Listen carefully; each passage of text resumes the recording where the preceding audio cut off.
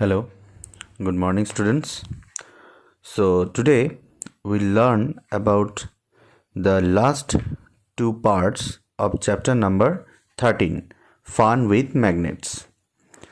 So, already the maximum part is over from this chapter, Fun with Magnets. Today we'll learn from the topic 13.4, Make your own magnet. Means how you can make your own magnet. From this topic today you will learn. There are several methods of making magnets. Let us learn the simplest one. Take a rectangular piece of iron, place it on the table. Now take a bar magnet and place one of its poles near one edge of the bar of the iron. Without lifting the bar magnet, move it along the length of the iron bar till you reach the other end. Now lift the magnet and bring the pole, the same pole you started with, to the same point of the iron bar from which you began. Already one picture is given in figure number 13.11 in your book.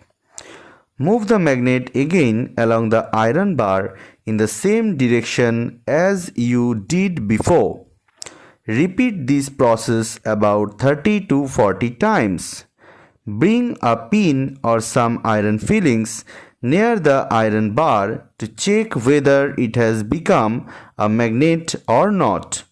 If not, continue the process for some more time.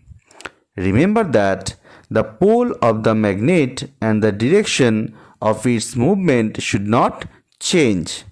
You can also use an iron nail, a needle or a blade and convert them into a magnet. So whatever the process I have discussed here, this process is called single touch method. I repeat once again, this is called single touch method to make one magnetic material into magnet. And double touch method is also there, and many more processes are there by which you can make the magnetic materials to magnet. Now you know how to make a magnet. Would you like to make your own compass? Now activity number 6. Magnetize an iron needle using a bar magnet. Now insert the magnetized needle through a small piece of cork or foam. Let the cork float in water in a bowl or a tub. Make sure that the needle does not touch the water. Your compass is now ready to work. Make a note of the direction in which the needle points when the cork is floating. The picture is also given in your book. A compass in a cup, figure number 13.12. Rotate the cork with the needle fixed in it in different directions. Note the direction in which the needle points when the cork begins to float again without rotating. Does the needle always point in the same direction when the cork stops rotating? So what do you know means what you have understood from this activity. You have to answer this one by yourself.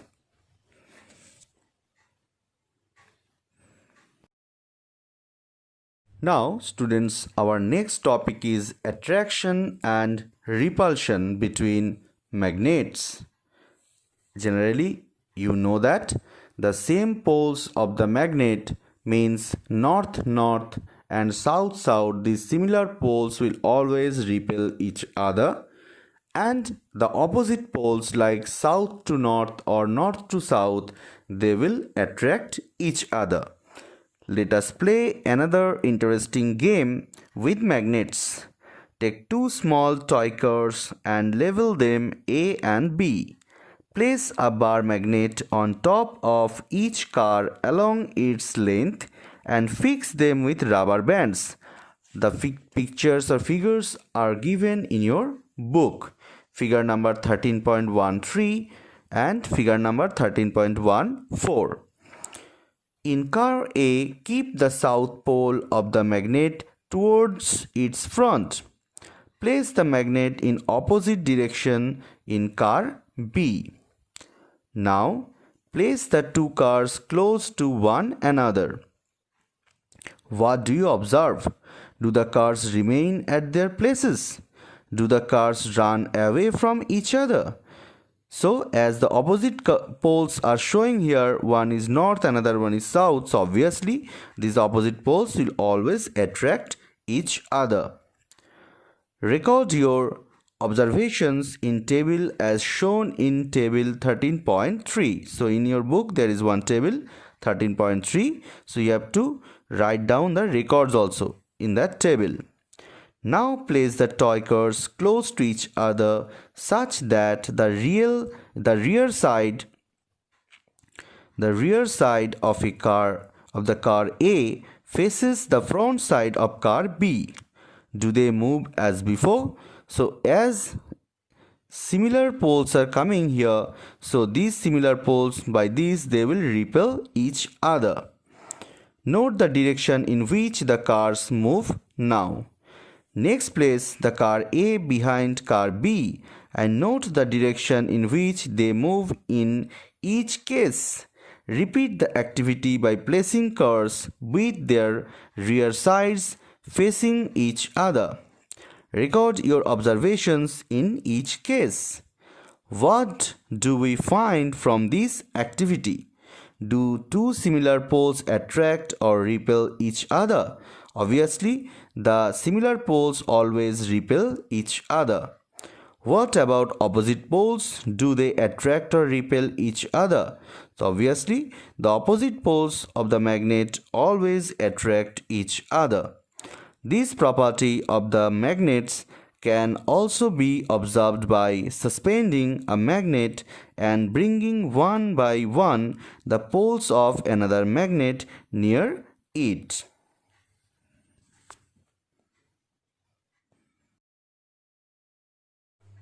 Now, today we'll learn about few questions about the magnet, how you can keep safe the magnets.